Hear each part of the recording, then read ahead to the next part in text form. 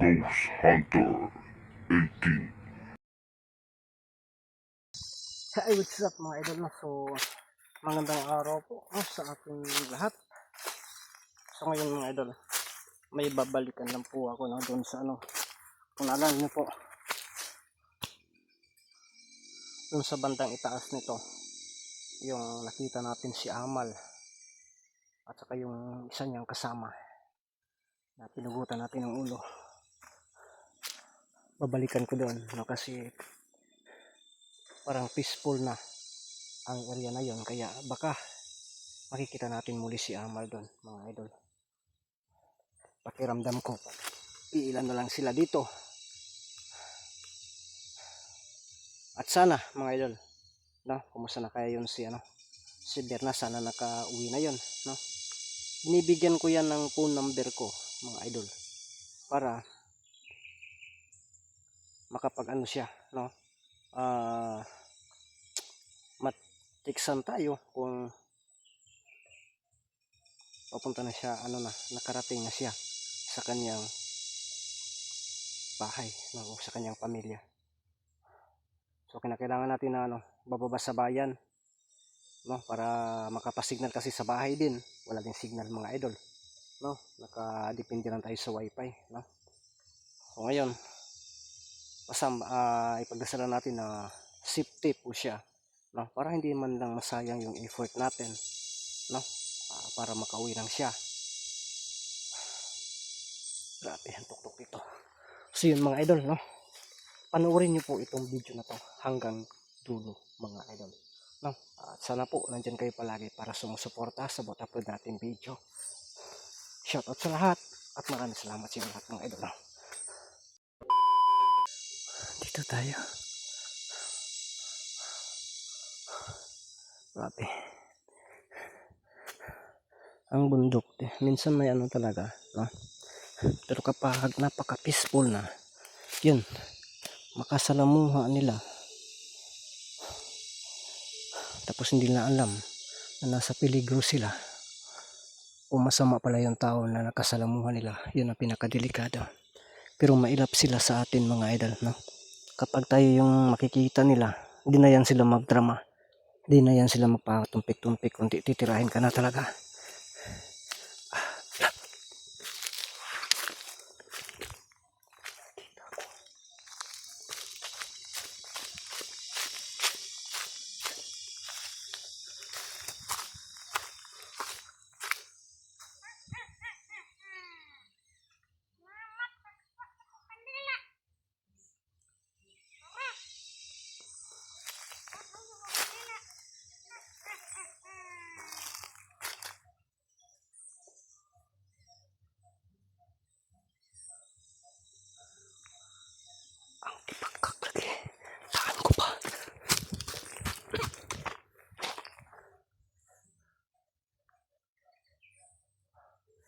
May kapa pa siyang pula, tahan ko palagi.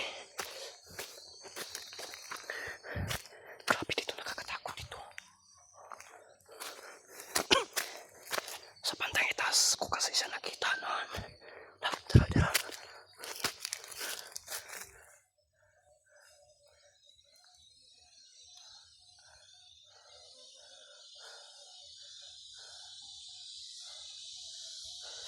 Si Amal ba yan?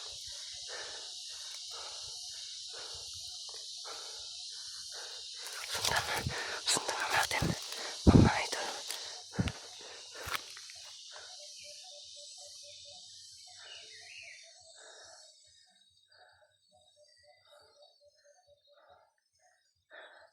Parang nag-iisa na si Amal, Grabe dito, nakakatakot dito.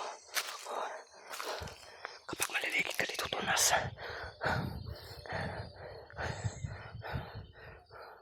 Grabe, parang pinano ng kahoy.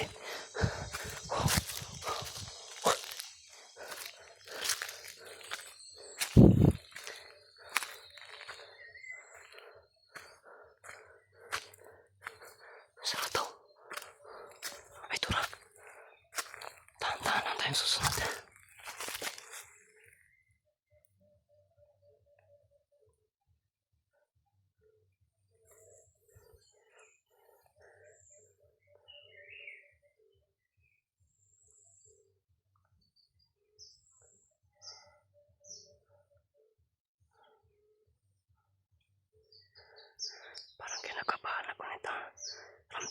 mas lumakas itong tipagkak na ito.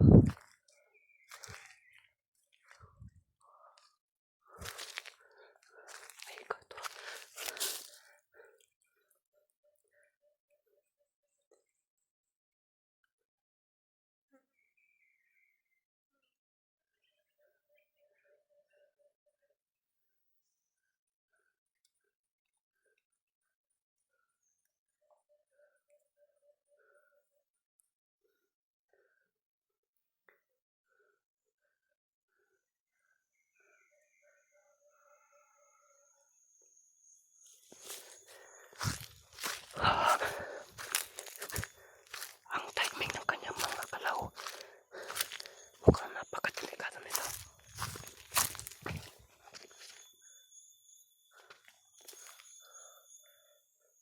Ito pala, kinukuha pala yung mga kahoy dito.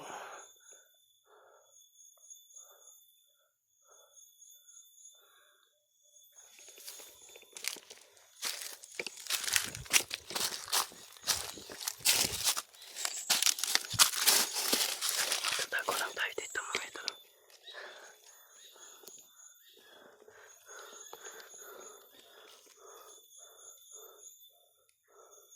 Ang ginagawa niya,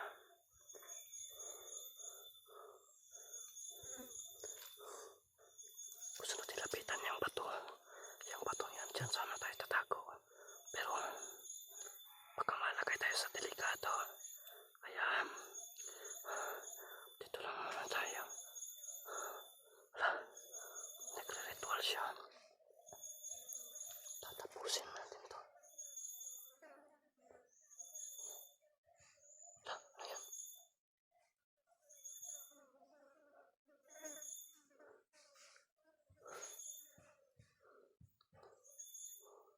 Anong ginagawa niya? Ritual yata to. Delikado kapag lalapit tayo ng gusto mga idol.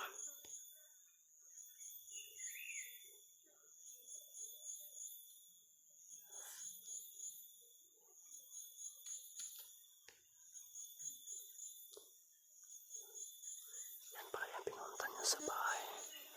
So nasa bayan, nangangawat siguro ito. Yung makasangangin.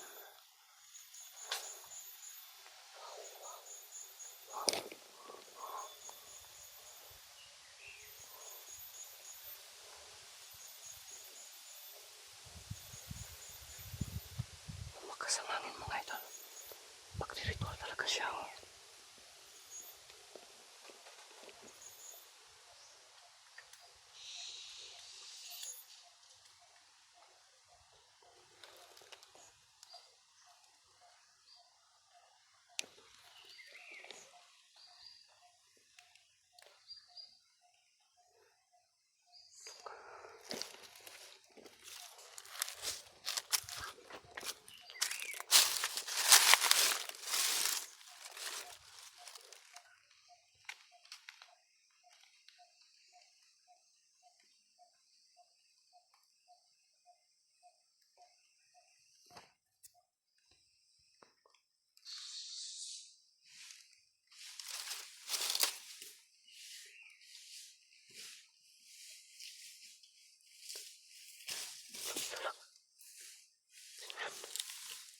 Wow.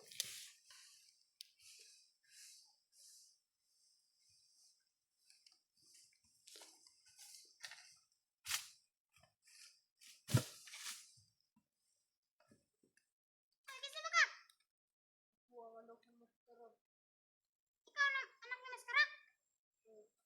Nasa may pangalan mo?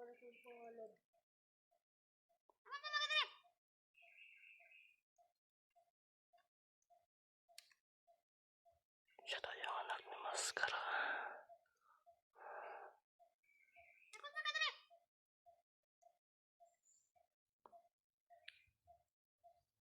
Oh my goodness to mga idol. May malas kasi mo, Papa? Oo. May naman? Balik ko yung tulog.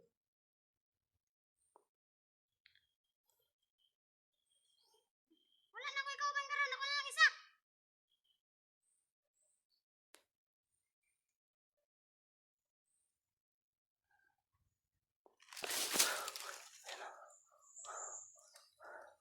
Kinakailangan makatakot tayo dito.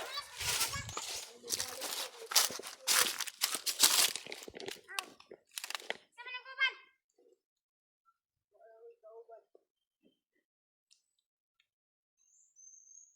Wala ko ikaw bang, di ako risa. Ako risa dali. Isa wala yung buwat.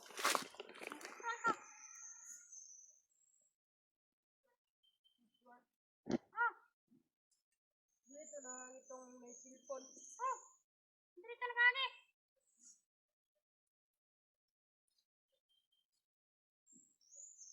Ato na ang kukulang. Oh.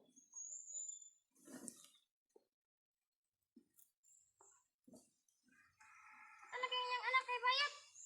Oh. Ang ingat kayo.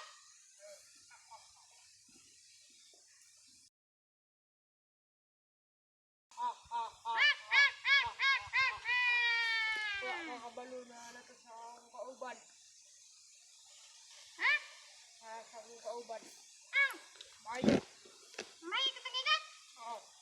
Oh my goodness.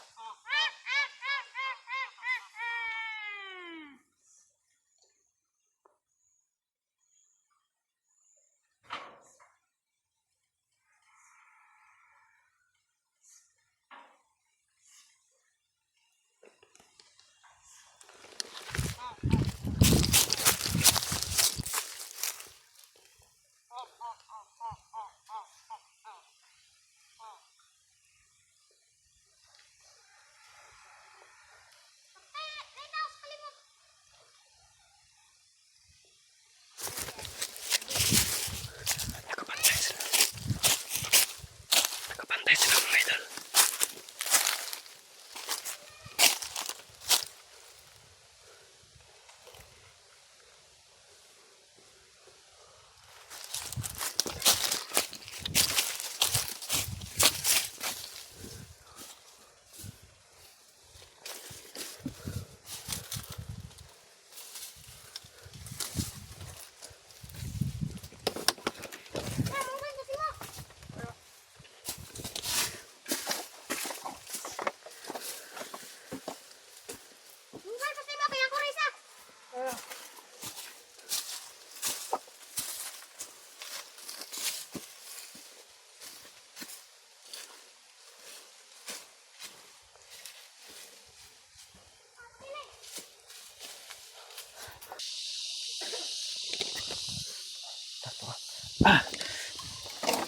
Kailangan na sundan natin to mga idol.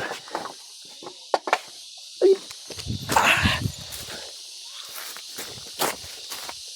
Sundan lang natin talaga to. Kahit saan to magpunta. Alak ka.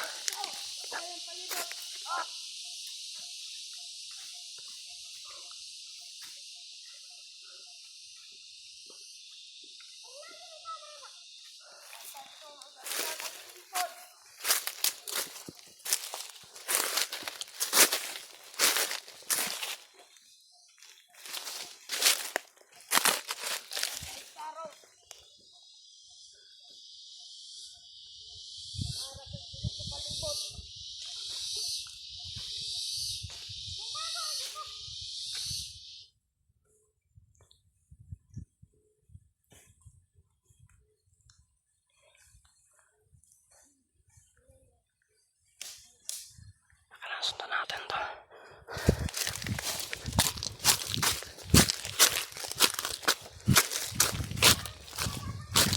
Okay, tama. Sundan talaga natin to. Pero talaga, munti ka na.